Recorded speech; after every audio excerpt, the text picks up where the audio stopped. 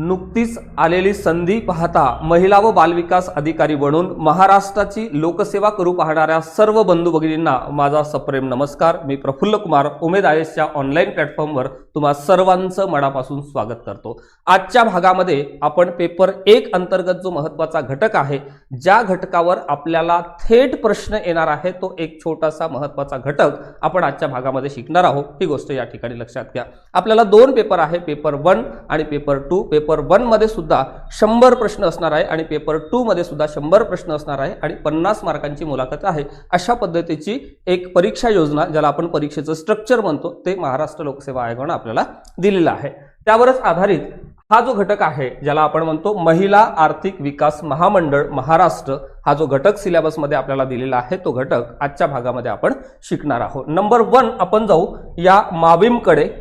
बघा, महाराष्ट्र आर्थिक विकास महामंडळाच्या बाबतीमध्ये तुम्हाला सांगायचं झाल्यास, या ठिकाणी प्रश्न विचारत असताना सगळ्यात महत्त्वाची गोष्ट, हा भाग महाराष्ट्र लोकसेवा आयोगाने घेतलेल्या वेगवेगळ्या परीक्षांना कधी काळी होता का, आणि त्यावर महाराष्ट्र लोकसेवा आयोगाने वेगवेगळ्या परीक्षेअंतर्गत जर हा घटक असता तर त्यावर प्रश्न विचारलेले आहे का, त्याचा काही संदर्भ आपल्याला सापडतो का, हेही पाहणं निश्चितपणे गरजेचं आहे। ही गोष्ट या ठिकाणी लक्षात घ्या। तर निश्चितपणे हा राज्यसेवा मुख्य परीक्षेच्या ऑब्जेक्टिव्ह पॅटर्न मध्ये हा घटक होता, ही गोष्ट लक्षात घ्या।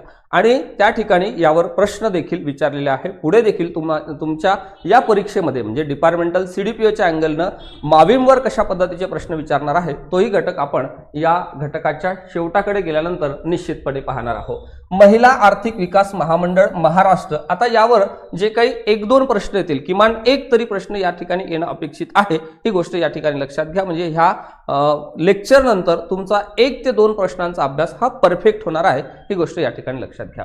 नंबर 1 महाराष्ट्र राज्य महिला आर्थिक विकास मंडळ म्हणजेच माविम, ही गोष्ट या ठिकाणी लक्षात घ्या। आंतरराष्ट्रीय महिला वर्षाच्या निमित्ताने 24 फेब्रुवारी 1975। आता इथे प्रश्न विचारत असताना हा थेट प्रश्न, ज्याला म्हणतो आपण 1 लाइनरचा प्रश्न, सिंगल लाईनचा प्रश्न, थेट प्रश्न, साधा सोपा सरळ कॅटेगरीतला प्रश्न या ठिकाणी तयार होतो। ही गोष्ट लक्षात घ्या। आणि तुम्हाला एक पीवायक्यूचं व्यवस्थित ॲनालिसिस लागते। म्हणजे ऑब्जेक्टिव्हच्या ज्या वेगवेगळ्या परीक्षा आतापर्यंतच्या झाल्या, त्यामध्ये महाराष्ट्र लोकसेवा आयोगाने कशा पद्धतीने प्रश्न विचारले आणि आपल्याला जो काही सिलेबस दिलाय, त्या सिलेबसमध्ये जे काही आपण रेफरन्सेस वापरणार आहे किंवा पुस्तकं वापरणार आहे, नोट्स वापरणार आहे, त्या सगळ्या घटकावर कशा पद्धतीचे प्रश्न फ्रेम होऊ शकतात, याचा अंदाज ज्याला बांधता येतो, त्याला निश्चितपणे ह्या परीक्षेमध्ये अति चांगले गुण त्या ठिकाणी मिळवता येतात। ही गोष्ट लक्षात घ्या। आणि माझाही प्रयत्न तुम्हाला त्या उच्च गुणांपर्यंत, सर्वोच्च गुणांपर्यंत नेण्याचा आहे, हे कम्प्लीटली या ठिकाणी लक्षात घ्या।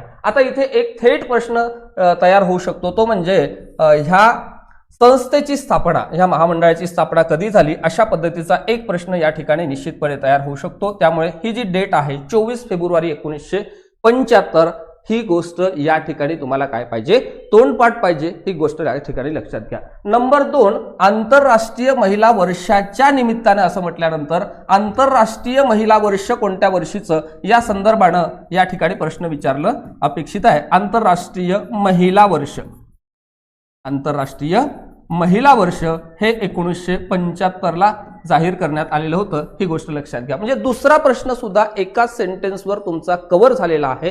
हा खरं तर तुमच्या अभ्यासाचा अप्रोच असला पाहिजे। ही गोष्ट या ठिकाणी लक्षात घ्या। मी फक्त तुम्हाला शिकवतच नाही, तर प्रश्न कशा पद्धतीचे त्या कंटेंटवर तयार होऊ शकतात, याच्या शक्यता सुद्धा तुमच्यापर्यंत पोहोचवण्याचा माझा प्रयत्न आहे। ही गोष्ट या ठिकाणी लक्षात घ्या। त्यानंतर समजा इथे एखादा प्रश्न महिला दिनाच्या संदर्भाने विचारला आणि तुम्हाला विचारलं की जागतिक महिला दिवस कधी असतो, तर निश्चितपणे तुम्हाला सर्वांना माहित आहे की जागतिक महिला दिवस जो आहे, मी या ठिकाणी तुम्हाला लिहून देतो एक्स्ट्रा पॉइंट म्हणून, जागतिक महिला दिन, महिला दिवस हा तुम्हाला सर्वांना माहित आहे की हा 8 मार्चला असतो।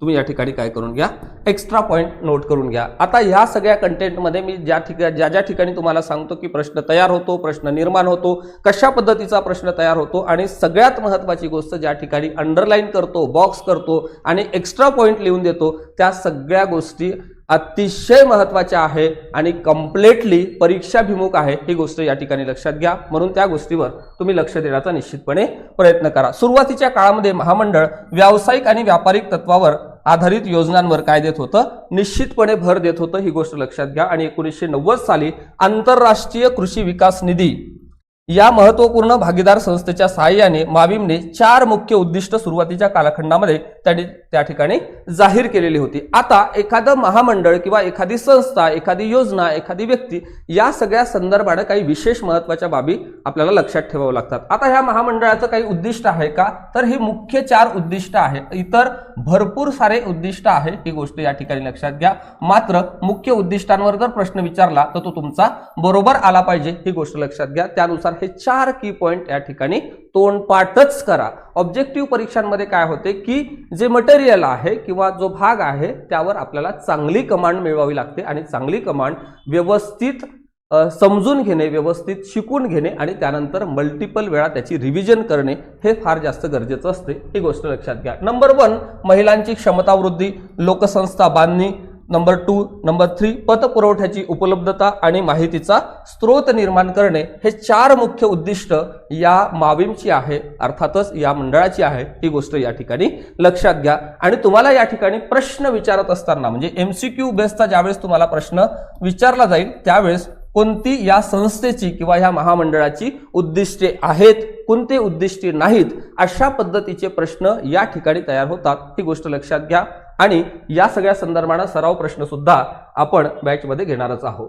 आता इतर उद्दिष्टांच्या बाबतीमध्ये जर तुम्हाला सांगितलं तर बचत गट, सेल्फ हेल्प ग्रुप मॉडेलद्वारे महिलांना संघटित करणं आणि सामूहिक त्याचं व्यवस्थापन काय करणं, मजबूत करणं, हे देखील त्याचं काय आहे, उद्दिष्ट आहे. सोबतच महिलांमध्ये उद्योजकतेचं प्रमाण वाढवणं, लघु असेल, सूक्ष्म असेल हे उद्योग, स्वयंरोजगार उपकरणांना प्रशिक्षण देणं आणि त्यांना त्या सगळ्या संदर्भामध्ये ट्रेनिंग देण्यासोबतच हेल्प करणं, सेल्फ हेल्प यामध्ये काय आहे, मदत करण्याची सुद्धा इनिशिएटिव्ह यामध्ये आहे, ही गोष्ट या ठिकाणी लक्षात घ्या. त्यानंतर तुम्हाला दिसते आर्थिक सेवा, क्रेडिट लिंकिंग आणि बाजारपेठांशी त्यांना जोडणी करून देणे, कौशल्य विकास, क्षमता उभारणे, नेतृत्व आणि स्वयंशासन त्यांच्यामध्ये काय करणे, वाढवणे, या सगळ्या संदर्भाने ही संस्था अर्थातच ही महामंडळ काम करते, ही गोष्ट या ठिकाणी लक्षात घ्या. म्हणजे लिडरशिप डेव्हलपमेंटसाठी सुद्धा काम करते. यातला प्रत्येक शब्द व्यवस्थित समजून घेण्याचा निश्चितपणे प्रयत्न करा. पुढे तुम्हाला दिसत असेल की महिलांचे आरोग्य, पोषण आणि सामाजिक सुरक्षेबाबत शासकीय योजना काय करणे, लागू करणे, हे देखील यांच्या उद्दिष्टामध्येच येते, ही गोष्ट या ठिकाणी काय करा, करेक्ट करा, लक्षात ठेवण्याचा निश्चितपणे प्रयत्न करा. पुढे तुम्हाला दिसते या ठिकाणी मिशन, बरोबर. आता मिशन मध्ये ह्या 2 गोष्टी लक्षात घ्या. नंबर 1 लैंगिक न्याय आणि महिलांसाठी समानता या सगळ्या संदर्भाने काम करणं खरं तर या महामंडळाचं एक मिशन आहे, ही गोष्ट या ठिकाणी लक्षात घ्या. सेकंड नंबर आर्थिक आणि सामाजिक दृष्ट्या महिलांना काय करणं, सक्षम करणं. महिला सक्षमीकरणासाठी महाराष्ट्र सरकारनं उचललेलं एक मोठं पाऊल म्हणजेच माविम आहे, ही गोष्ट या ठिकाणी लक्षात घ्या. त्यांना आर्थिक दृष्टिकोनातून आपल्याला काय करायचं आहे, सक्षम करायचं आहे आणि सोबतच सामाजिक दृष्ट्या सुद्धा त्यांना काय करायचं आहे, सक्षम करायचं आहे. यामध्ये एक बेसिक फरक आहे. तुम्हाला माहिती असेल की जनरली खूप लोकांना काय होतं की आपल्याला मदत करणे म्हणजेच सक्षम करणे असं वाटतं, बरं का. मात्र मदत आणि सक्षम यामध्ये थोडासा फरक आहे. आपण रस्त्यावरून जात असतो आणि जात असताना एखादा गोरगरीब व्यक्ती किंवा गरजू व्यक्ती आपल्याला काहीतरी पैसे मागण्यासाठी हात पुढे करतो, मग त्याला आपण काय करतो, त्याला मदत करतो, त्याला आपण सक्षम बनवत नाही.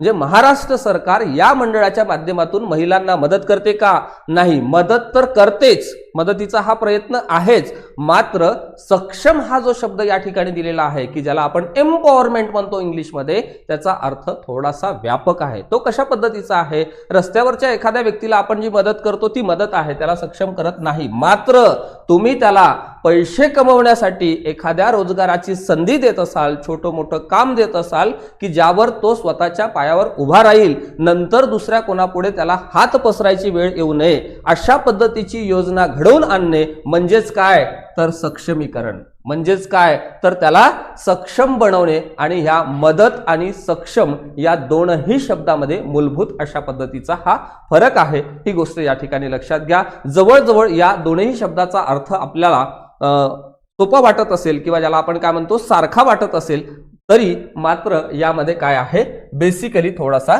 फरक आहे. हा जो शब्द आहे हा कसा आहे, व्यापक अर्थानं वापरलेला आहे. ही गोष्ट या ठिकाणी लक्षात घ्या. सक्षमीकरणामध्ये मदत करणे येतेच, मात्र दीर्घकाळपर्यंत त्याला त्याच्या पायावर काय करणं, उभं करणं. महिलांच्या बाबतीमध्ये सुद्धा सामाजिकदृष्ट्या त्यांना एक चांगलं मानांकन मिळवून देणं आणि सोबतच आर्थिकदृष्ट्या देखील त्यांना सक्षम करणं, म्हणजे त्यांची डिपेंडन्सी कमी करणे, अवलंबित्व कमी करणे, हा या महामंडळाचं खरं तर मिशन आहे, खरं तर उद्दिष्ट आहे. ही गोष्ट या ठिकाणी लक्षात घ्या. बेसिकली हा फरक तुम्हाला लक्षात आलेला असेल. चला नेक्स्ट पुढे जाऊ आपण.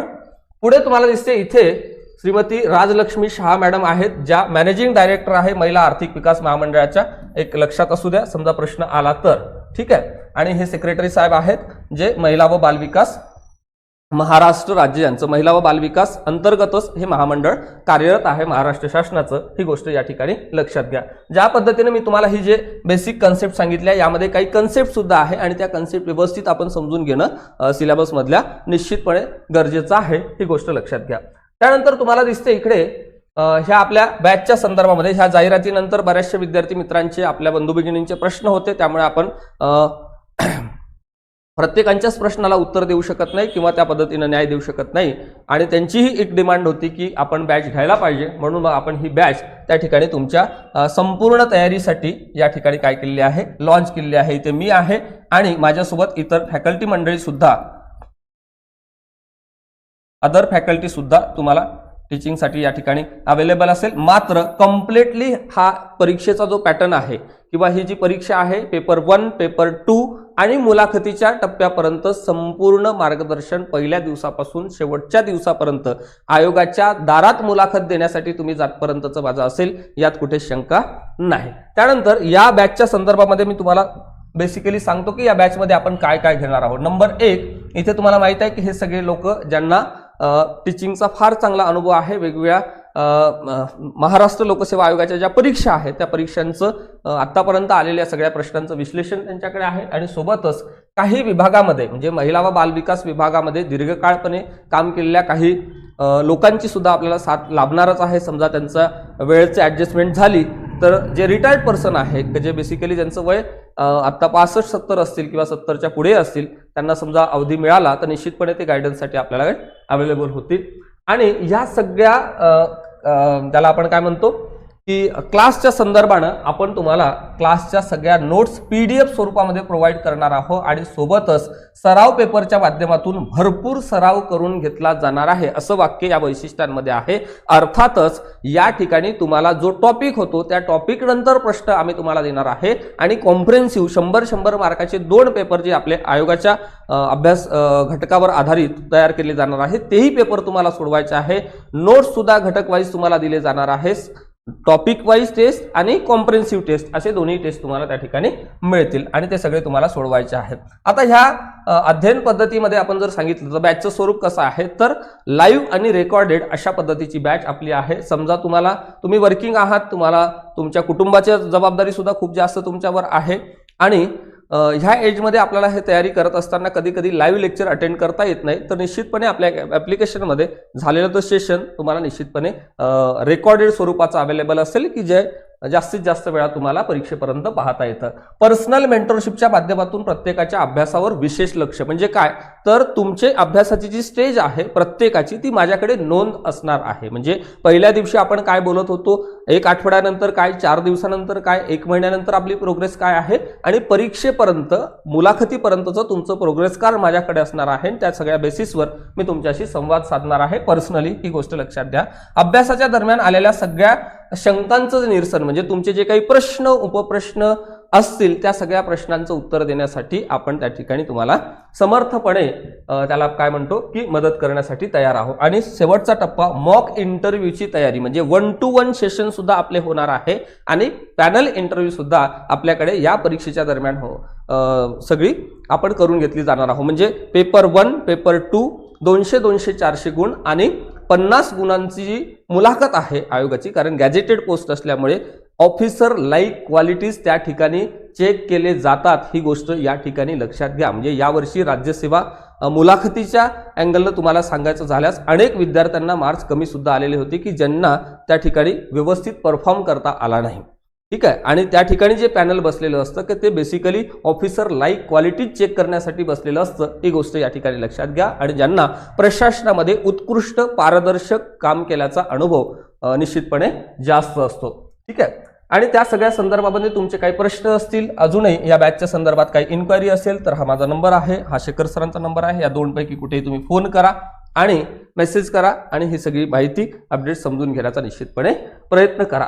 तुमच्या ह्या सगळ्या प्रयत्नांना यश लाभो, तुम्हाला लवकरच या सगळ्या परीक्षेमध्ये यश मिळो यासाठी मी प्रार्थना करतो आणि आजच्या सेशनमध्ये इथेच थांबण्याचा प्रयत्न करतो. आणि सगळ्यात महत्त्वाची गोष्ट म्हणजे बाकीच्या अपडेटसाठी आपलं यूट्यूब चॅनल आणि टेलिग्राम चॅनल या ठिकाणी स्पेशल केलेलं आहे, ते तुम्ही त्या ठिकाणी फॉलो करा. आजच्या भागामध्ये मी इथेच थांबण्याचा प्रयत्न करतो. लवकरच भेटू नव्या भागामध्ये. तोपर्यंत धन्यवाद.